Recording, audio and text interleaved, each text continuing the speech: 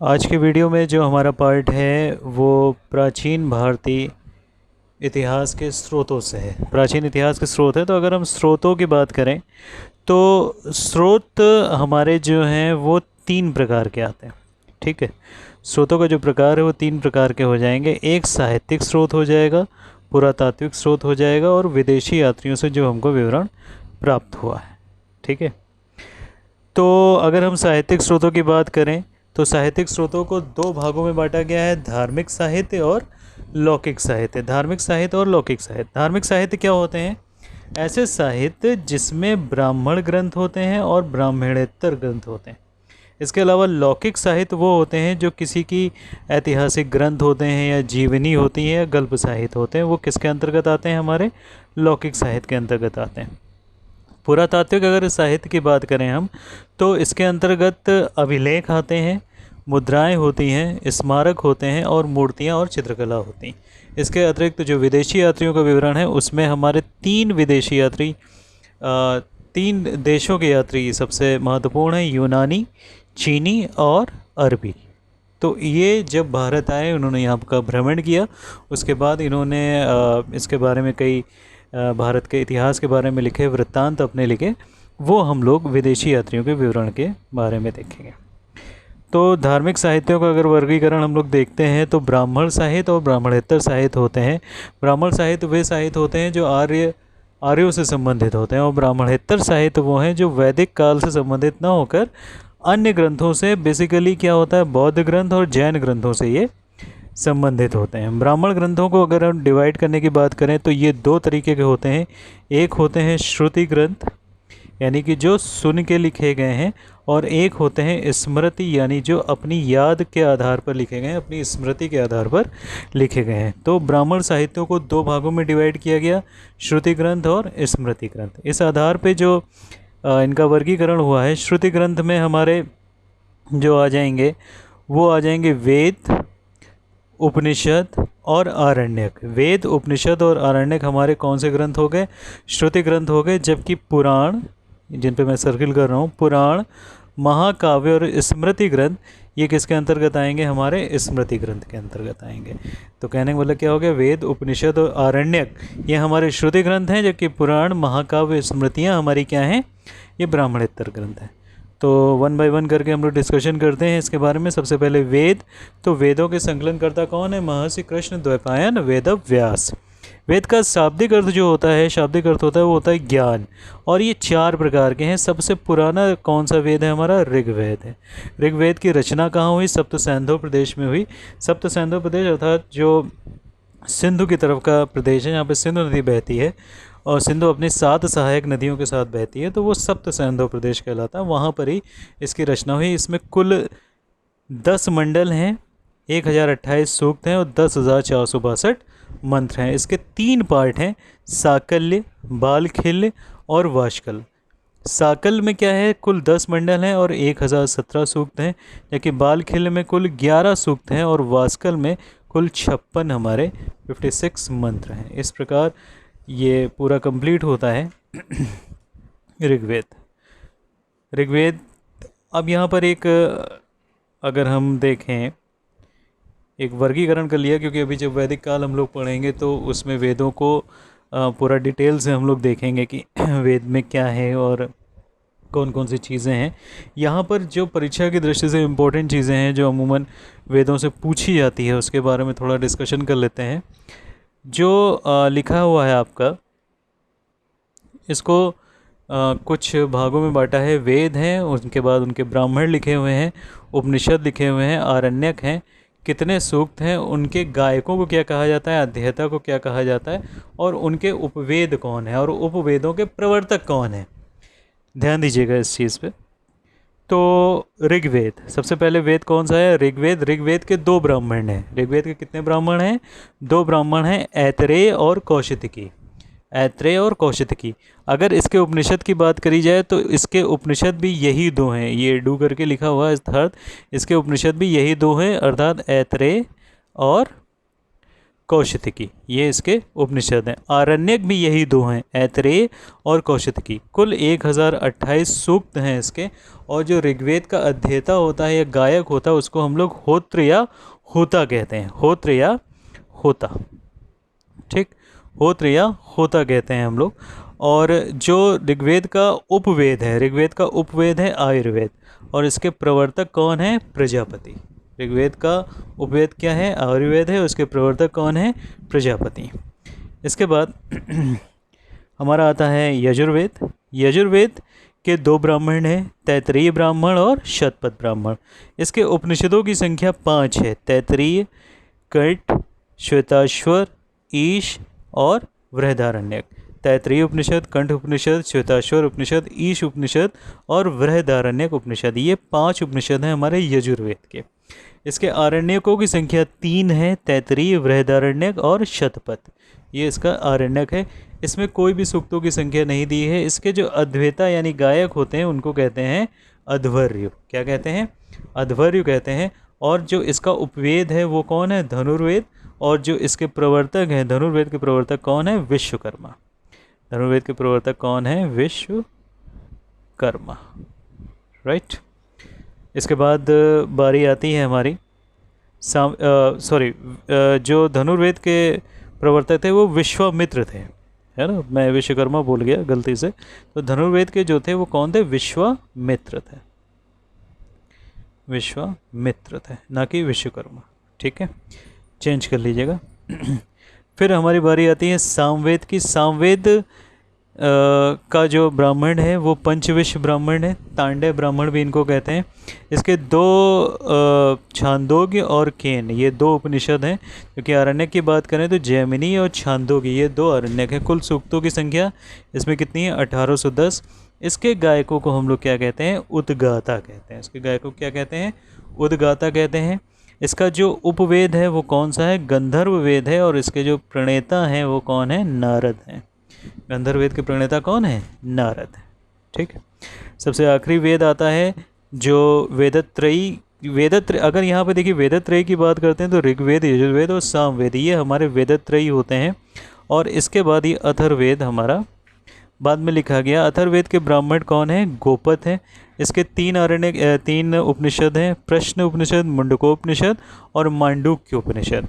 यहाँ पे आप ध्यान दे लीजिए, जो हमारा मुंडक उपनिषद है इससे ही हमारा सत्यमेव जयते लिया गया। और जो मांडूक्य उपनिषद है ये सबसे छोटा उपनिषद है इस जगह पर। इसमें कुल 6000 मंत्र हैं। इसके उद्गाता को हम लोग क्या कहते हैं? ब्रह्म कहते हैं। और इसका जो उपवेद है शिल्प वेद है।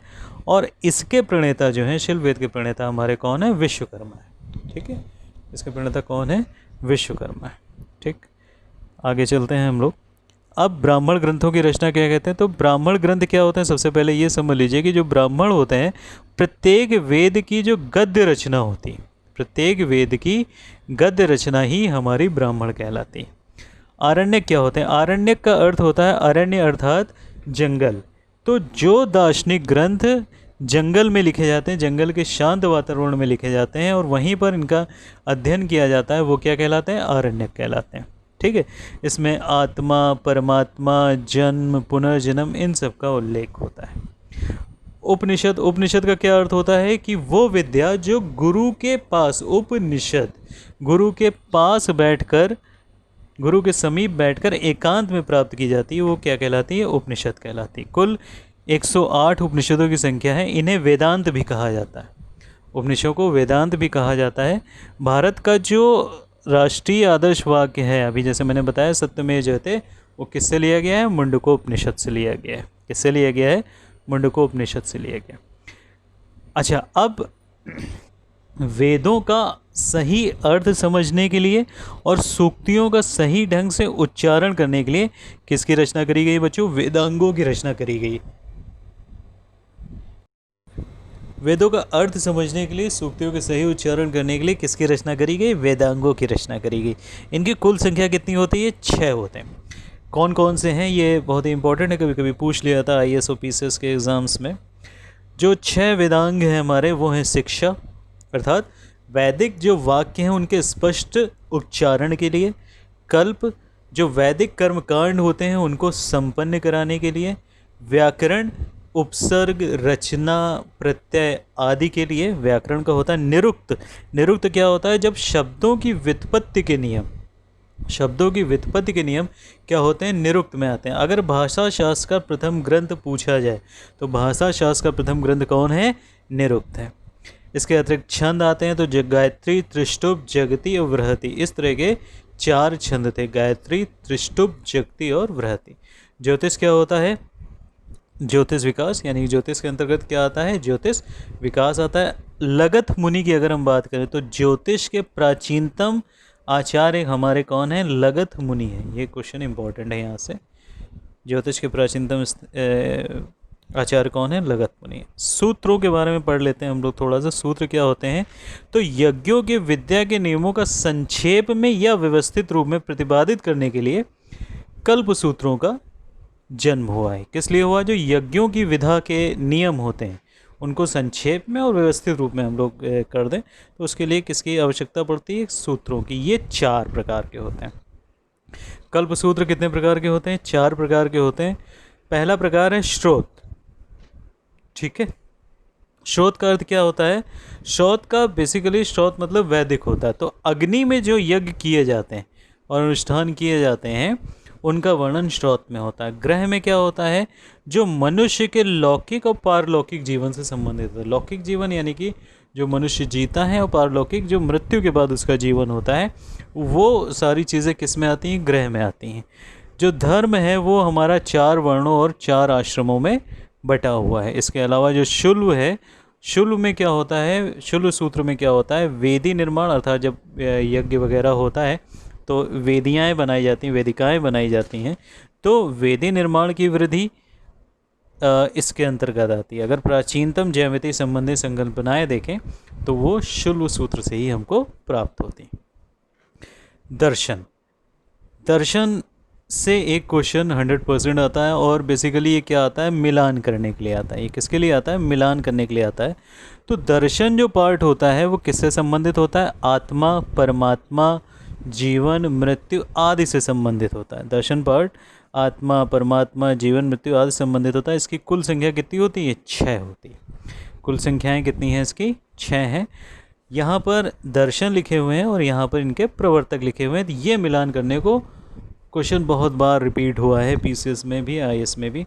सांख्य दर्शन जो है वो कपिल मुनि है, उसके प्रवर्तक कौन है? कपिल मुनि है। योग दर्शन के प्रवर्तक कौन है? पतंजलि हैं। वैशेषिक दर्शन के प्रवर्तक कौन है? कणाद हैं। न्याय के प्रवर्तक कौन है? गौतम है। पूर्व मीमांसा के कौन है? जैमिनी है। पूर्व मीमांसा के कौन है? जैमिनी है। और इसके अतिरिक्त जो हमारा उत्तर मीमांसा है, उत्तर मीमांसा के कौन है? वादरायण व्यास। कौन है? वादरायण व्यास। ये उत्तर मीमांसा के प्रवर्तक हैं। ठीक है, तो इनका मिलान करने के लिए बहुत आता है। और इसमें भी जो सांख्य के हैं यानी कि कपिल मुनि, योग के पतंजलि, वैशेषिक के कणाद। तो कणाद का आप ये अगर जानते होंगे, कणाद ने ही जो परमाणु की संकल्पना है, जो एटम थ्योरी हम लोग पढ़ते हैं, वो कणाद, महर्षि कणाद के द्वारा ही प्रस्तुत करी गई थी। ठीक है, पुराणों के बारे में आ जाते हैं। जो प्राचीन आख्यानों से युक्त ग्रंथ हैं, जो प्राचीन आख्यानों से युक्त ग्रंथ हैं वो क्या कहलाते हैं?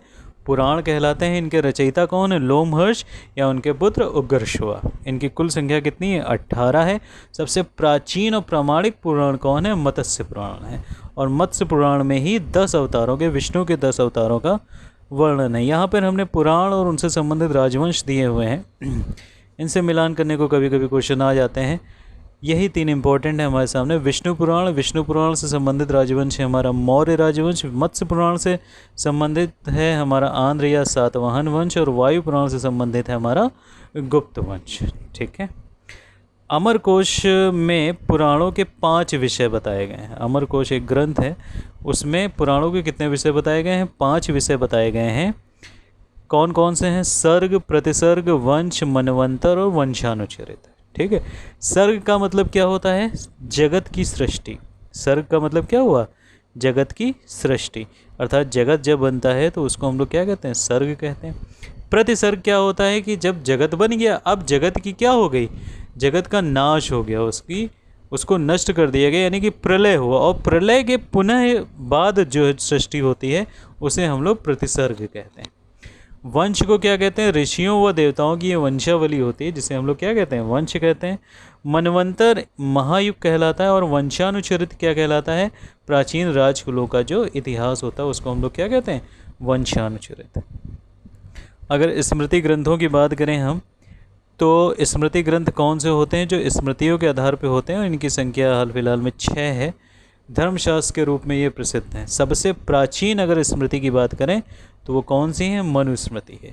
मनुस्मृति के बारे में कुछ और क्वेश्चन हैं जो पूछे जाते हैं कभी कभी कि इसके टीकाकारों के नाम। तो विश्वरूप और मेघातिथि ये प्रमुख टीकाकार हैं। इसके अलावा गोविंद राज और कुल्लू भट्ट ये भी मनुस्मृति के टीकाकार हैं। तो इनका समय बहुत पूछा जाता है। विश्वरूप का समय निर्धारित नहीं है। मेघातिथि जो है 825 से 900 ईस्वी तक थे और इन्होंने मनु भाष्य के रूप में मनुस्मृति पर टीका लिखा हुआ था। गोविंद राज का जो समय था वो 1008 से 1110 ईस्वी था और कुल्लू भट्ट का समय क्या था? 1150 से 1300 ईस्वी था। लगभग 150 साल तक इनकी आयु मानी जाती है।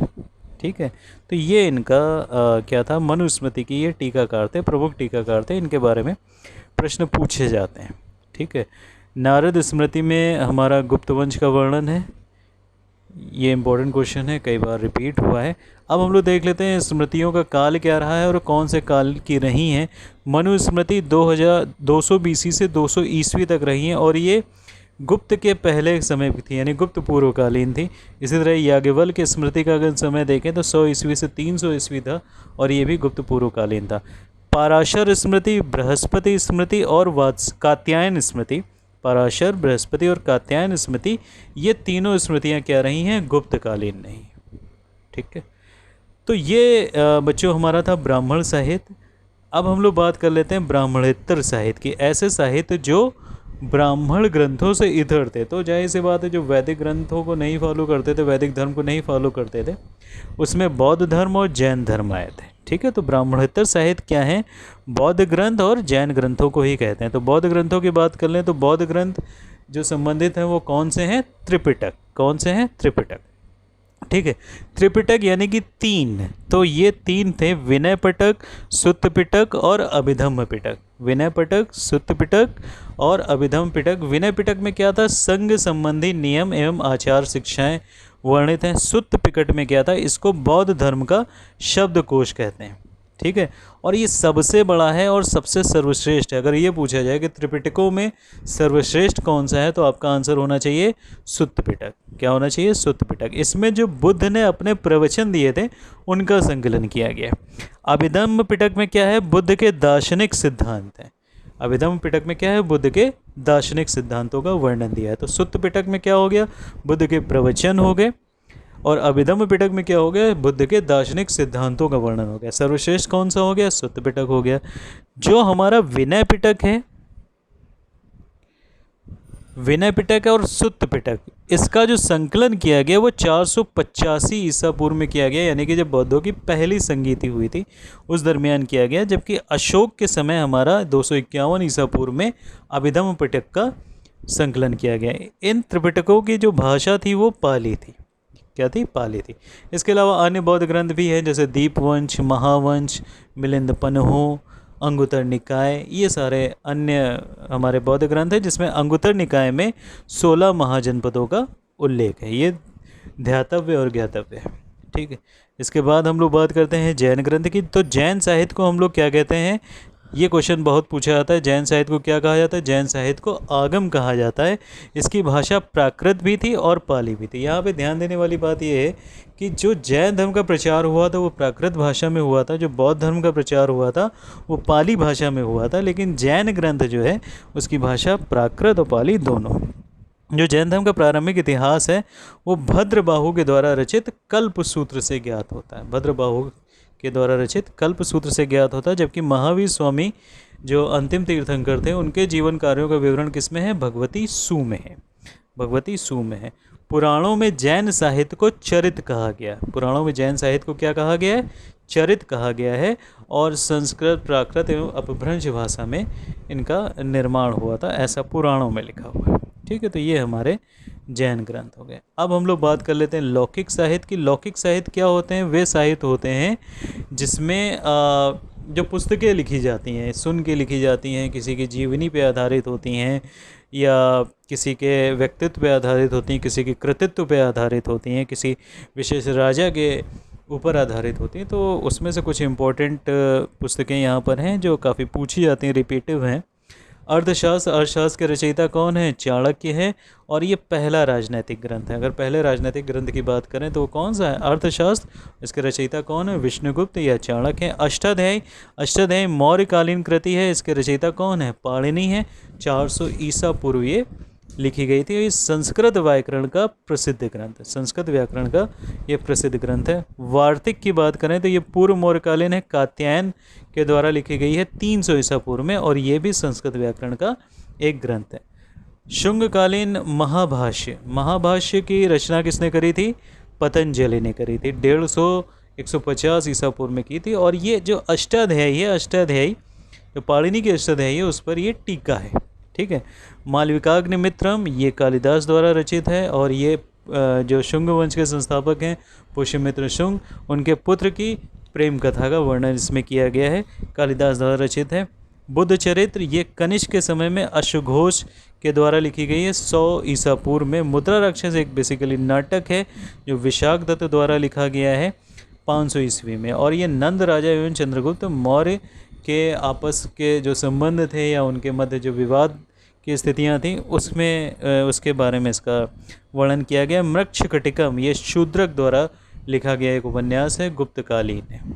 हर्षवर्धन की अगर किताबों की रचना हम देखें तो रत्नावली, रत्नावली, प्रियदर्शिका और नागानंद, ये हर्षवर्धन द्वारा रचित हैं। ऐसा कहा जाता है कि हर्षवर्धन ने किसी से पुस्तकें लिखवाई थी, फिर अपने नाम से कर दी थी, उसको कुछ पुरस्कार दे के खैर। तो रचयिता के नाम में हर्षवर्धन का आता है, रत्नावली, प्रियदर्शिका और नागानंद। किंतु हर्षचरित जो है वो किसकी रचना है? बाणभट्ट की है। हर्षचरित किसकी रचना है? बाणभट्ट की है। विक्रमांक देवचरित, ये विल्हड़, कवि विल्हड़ द्वारा 11वीं शताब्दी में लिखी गई है, जो कल्याणी के चालुक्य वंशी विक्रमादित्य छठे 6 नंबर के संदर्भ में थी। किसके नंबर में थी? संदर्भ में। जैसा कि हम पहले ही बता चुके हैं, विक्रमादित्य क्या होता था? एक उपाधि होती थी जो इतिहास में 14 राजाओं के द्वारा ली गई है। ठीक है। नव सहसांक चरितम, बहुत इंपॉर्टेंट क्वेश्चन है, किताब है जो पूछी जाती है। नव सहसांक चरितम, ये किसके द्वारा लिखी गई है? गुप्त के द्वारा लिखी गई 11वीं शताब्दी में। और संस्कृत साहित्य का प्रथम ऐतिहासिक महाकाव्य होने का गौरव इसको प्राप्त है। तो इस वजह से ये इम्पोर्टेंट हो जाती है। क्या है ये? संस्कृत साहित्य का प्रथम ऐतिहासिक महाकाव्य। परमार शासक जो सिंधु राज थे, उनका जो निक नेम था वो नव सहसांक था। क्या था उनका निक नेम? नव सहसांक था। उन्हीं पर ये पुस्तक लिखी गई थी। राज तरंगिणी, ये कल्हड़ के द्वारा लिखी गई, और ये कश्मीर के राजा का इतिहास है। इसमें कश्मीर का इतिहास, और इसकी भाषा जो है क्या है? संस्कृत। अच्छा, कुछ ग्रंथ अभी जैसे हम लोग बात कर रहे थे, चर्चा कर रहे थे, बौद्ध ग्रंथ प्राकृत और पाली भाषा में लिखे गए थे, लेकिन कुछ ग्रंथ जो है संस्कृत में भी बौद्ध ग्रंथ के लिखे थे। दिव्यावदान, ललित विस्तार और महावस्तु। दिव्यावदान, ललित विस्तार और महावस्तु, ये 3 ग्रंथ थे संस्कृत के, बौद्ध ग्रंथ के, जो किस भाषा में लिखे गए? संस्कृत में लिखे गए। दीपवंश और महावंश की बात करें तो ये किस भाषा में लिखे गए हैं? ये पाली भाषा में लिखे गए हैं। और ये जितने भी ग्रंथ हैं ये शाक्य राजाओं के विषय में। ठीक है। इसके अलावा और जो प्रमुख पुस्तकें हैं, अगर उनका वर्णन देखें तो कुमारपाल चरित्र, ये हेमचंद्र के द्वारा लिखी गई है, जिसकी भाषा है प्राकृत, और चालुक्य वंश के बारे में इसमें बातें कही गई हैं। प्रबंध चिंतामणि, ये पुस्तक मेरु तुंगाचार्य की है, 1350 ईस्वी में लिखी गई है, और ये एक जैन ग्रंथ है। वसंत विलास, ये बालचंद्र जी के द्वारा लिखी गई है, और ये चालुक्य वंशी है। इसके अलावा कीर्ति कौमुदी, ये सोमेश्वर के द्वारा लिखी गई है, ये भी चालुक्य वंशी पुस्तक है। और पृथ्वीराज विजय, ये 12वीं शताब्दी में लिखी गई है, कश्मीरी पंडित जयनाक के द्वारा। तो ये इम्पोर्टेंट है। पृथ्वीराज विजय किसके द्वारा लिखी गई है? जयनाक के द्वारा लिखी गई है, कश्मीरी पंडित 12वीं शताब्दी में। तो ये पुस्तकें थी। अब हम लोग बात कर लेते हैं पुरातात्विक साक्ष्य की। तो पुरातात्विक साक्ष्य वे साक्ष्य होते हैं जो खुदाई के द्वारा निकाले गए होते हैं, यानी कि खनन किया जाता है, उत्खनन किया जाता है, उससे जो साक्ष्य मिलते हैं वो किसी भी संस्कृति की ओर दृष्ट होते हैं, वो पुरातात्विक साक्ष्य कहलाते हैं। तो इसमें सबसे पहले आते हैं हमारे अभिलेख। ठीक है, तो अगर सबसे प्राचीन अभिलेख की बात करी जाए तो सबसे प्राचीन अभिलेख कौन है? मध्य एशिया के बोगसगोई से प्राप्त है। ठीक है, कहाँ से प्राप्त है?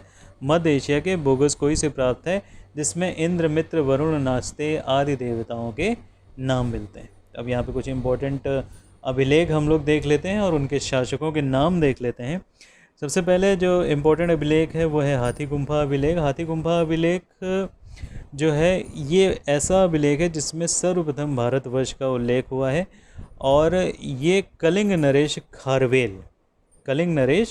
खारवेल का वर्णन इसमें है, इस अभिलेख में। तो ये हो गया हाथी गुम्फा अभिलेख। इसके अलावा जूनागढ़ अभिलेख क्या है? इसमें रुद्रदामन का उल्लेख है और ये संस्कृत में लिखा गया अभिलेख है। नासिक अभिलेख गौतमी बलश्री से संबंधित है। प्रयाग प्रशस्ति अभिलेख समुद्रगुप्त से संबंधित है। एहोल अभिलेख संबंधित है पुलकेशिन द्वितीय से। एहोल अभिलेख किससे संबंधित है? पुलकेशिन द्वितीय से। मंदसौर अभिलेख मालवा नरेश यशोवर्मन से। और ग्वालियर जो अभिलेख है वो प्रतिहार नरेश भोज से संबंधित है। ठीक है, इसके अलावा हमारा भीतरी व जूनागढ़ अभिलेख ये स्कंदगुप्त से भी संबंधित है। तो जूनागढ़ जो अभिलेख जो रुद्रदामन से था वो समुद्रगुप्त और स्कंदगुप्त दोनों से संबंधित है। तो भीतरी अभिलेख किससे संबंधित है? स्कंदगुप्त के साथ। देवपाड़ा अभिलेख जो है वो बंगाल शासक विजयसेन से संबंधित है। तो ये अभिलेख हो गए। अब हम लोग मुद्राओं की बात कर लेते हैं। तो जिन मुद्राओं पे कोई भी लेख नहीं होता है और आकृतियाँ बनी होती हैं उन्हें कौन सी मुद्राएं कहते हैं? हम लोग आहत मुद्राएं या पंच मुद्राएं कहते हैं, पंचमार्क मुद्राएं कहते हैं। सर्वप्रथम जो सिक्कों पे लेख और तिथियाँ उत्कीर्ण करने का कार्य किया था वो किसने किया था? यूनानी शासकों ने किया था। सिक्कों के बारे में अगर हम लोग अध्ययन देखें तो सर्वाधिक सिक्के किसके द्वारा चलाए गए? मौर्य शासकों द्वारा चलाए गए। सर्वाधिक सोने के शुद्ध सिक्के किसके द्वारा चलाए गए? कुषाणों के द्वारा चलाए गए। सर्वाधिक मात्रा में सोने के सिक्के किसके द्वारा चलाए गए? गुप्त शासकों द्वारा चलाए गए।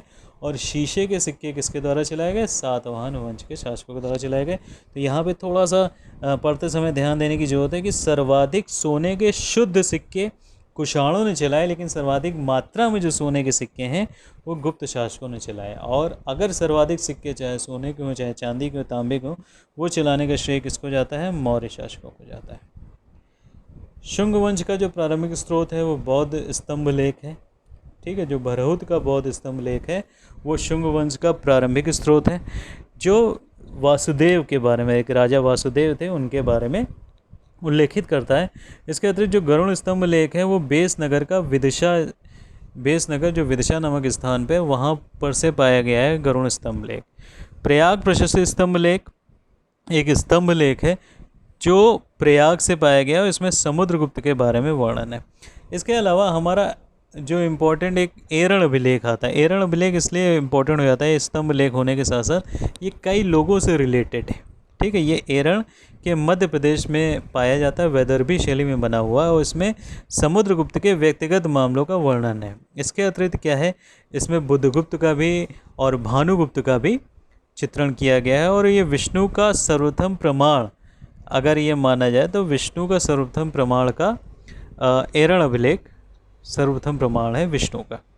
ठीक है, और सती होने का प्रमाण जो अभिलेख देता है वो भी हमारा एरण अभिलेख देता है। सती होने का प्रमाण जो देता है वो भी कौन देता है? एरण देता है। पहला अगर गुप्त अभिलेख की हम बात करें तो वो मथुरा स्तंभ लेख है। महरौली का स्तंभ लेख महरौली में है, दिल्ली में, जो चंद्रगुप्त द्वितीय के द्वारा बनाया गया था। ठीक है, महरौली का स्तंभ लेख। भितरी स्तंभ, भितरी यानी कि गाजीपुर में है, ये स्थित है और स्कंदगुप्त का वर्णन है इसमें। जब हूणों का आक्रमण हुआ, अच्छा स्कंदगुप्त जो थे, स्कंदगुप्त के समय में ही सर्वाधिक हूणों का आक्रमण हुआ और हूण विजेता इनको कहा जाता है। बहुत ही बहादुरी के साथ इन्होंने हूणों का अंत किया था। प्राचीन काल में मूर्तियों का निर्माण अगर पूछा जाए कब से स्टार्ट हुआ, तो प्राचीन काल में मूर्तियों का निर्माण कुषाण काल से आरंभ हुआ है। और सबसे पहली मूर्ति अगर पूछी जाए किसकी बनी, तो वो किसकी बनी है? भगवान बुद्ध की। ठीक है, यद्यपि वो मूर्ति पूजा के विरोधी थे, लेकिन विडंबना ये है कि जो सबसे पहली मूर्ति बनी वो स्वयं उन्हीं की बनी, राइट। अब हम लोग बात कर लेते हैं विदेशियों की, जो यूनानी लेखक और लेखक हैं उनकी पुस्तक और पुस्तकों से क्या जानकारियाँ मिलती हैं। तो हेरोडोटस की पुस्तक कौन थी? हिस्टोरिका थी, और उनको इतिहास का पिता कहा जाता है। मेगस्थनीज की पुस्तक कौन थी? इंडिका थी। ये सेल्यूकस का राजदूत था, चंद्रगुप्त मौर्य के दरबार में आया था। टालमी की पुस्तक का नाम क्या था? ज्योग्राफी था। तो ये तीनों हमारे कौन थे? यूनानी थे। कौन थे? यूनानी लेखक थे। अगर हम लोग रोमन लेखकों की बात करें तो रोमन लेखकों में जो प्रसिद्ध लेखक था वो प्लिनी था, जिसने नेचुरल हिस्टोरिका नामक एक किताब लिखी जो भारत व इटली के बीच व्यापार को प्रदर्शित करती है। इसके बाद चीनी लेखक बहुत इंपॉर्टेंट रहे हैं हम लोगों के समय में। फायान किसके समय में आया? चंद्रगुप्त द्वितीय के समय में आया, और इसकी जो रचना थी उसका नाम था फू को की। फिर ह्वेनसांग किसके समय में आया? ह्वेनसांग आया हर्षवर्धन के समय में, और इसको युआन चुआंग भी कहते हैं। क्या कहते हैं? युआन चुआंग भी कहते हैं। और जो इनकी रचना थी वो थी CU की। क्या थी? CU की। वी ली कौन थे? ह्वेनसांग के फ्रेंड थे, उन्होंने ह्वेनसांग की जीवनी लिखी थी। वीली किसने लिखी थी? वीली ने क्या किया था? ह्वेनसांग की जीवनी लिखी थी। ठीक है। अरबी लेखक महमूद गजनवी के समकालीन हमारा कौन आया? अलबरूनी आया, और उसने तहकीक हिंद यानी किताबुल हिंद की रचना करी। वो महमूद गजनवी का समकालीन था। अगर आधुनिक काल की बात करें, आधुनिक काल जो इतिहास में थोड़ा सा इम्पोर्टेंस रखते हैं, तो 1776 में मनुस्मृति का अंग्रेजी अनुवाद हुआ accord of Jen to laws के नाम से। Accord of Jen to laws के नाम से। 1789 में 1789 में अभिज्ञान शाकुंतलम का अंग्रेजी अनुवाद किया। किसने किया? सर विलियम जोन्स ने किया। 1785 में भगवत गीता का अनुवाद किया। किसने किया? विल्किंसन ने किया।